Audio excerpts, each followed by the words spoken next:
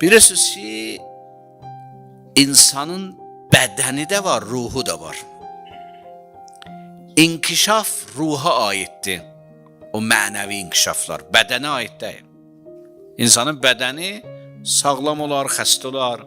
Amma ruhi inkişaf ki, bu əxlaqlı adamdır, mənəvi insandır, pak insandır, nurani insandır, Allaha yaxındır, Allahdan uzaqdır. Bu inkişaf və tənəzzül ruha aiddir, bədənə aid deyil.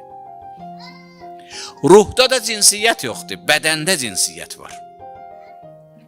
Ona görə Qur'an vaxtı ülgü sayır, nümunə sayır, deyir, necə İbrahim sizə ülgüdür, Məryəm də sizə ülgüdür.